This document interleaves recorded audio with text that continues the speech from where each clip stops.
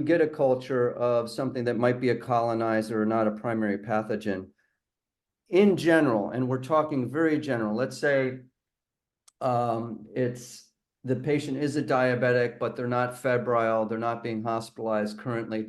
How long are you generally comfortable with seeing how, let's say, one of the new, like omadacycline, playing that out? And again, every scenario is specific in terms of whether to add something like a Cipro. Right. But do you have like maybe you could give people in terms of what to expect from a drug to do its job in terms of clearing out the cellulitis of a multi potential infection? Well, I mean, I think in 2 days you're going to know.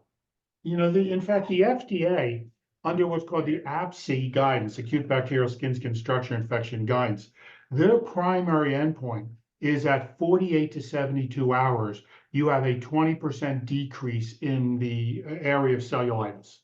So that's how a new drug gets approved. In 2024, a new antibiotic will get approved for skin and skin structure infections if in 48, 2 to 3 days, the cellulitis is resolved 20%.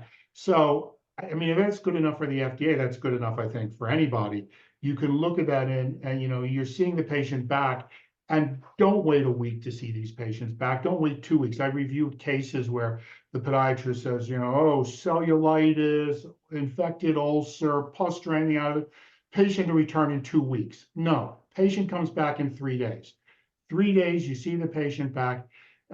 You look at how the patient's reacting. You treat the patient. I taught this back when you were in school. That's how long ago I've been treating this.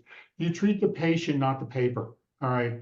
You treat the patient, not the culture result. So, I mean, if you grow a gram-negative, you grow Pseudomonas. Pseudomonas is the classic organism that is a colonizer. Pseudomonas has been found to be a pathogen less than 10% of the time. You're looking at 5 to 6% of the time. Pseudomonas is found, not even pathogenic, is found. So, you get this panel with a lot of different organisms. You don't know what's pathogenic, what's not, but it takes a couple of days to get that. Even with molecular testing, which I'm not a fan of in wounds, you'll start the patient on an antibiotic. It might be 2 or 3 days before you get the culture back or the PCR test back, and you now have this slew of organisms.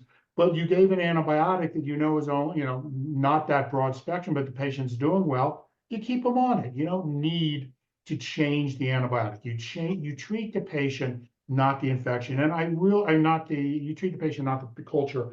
And I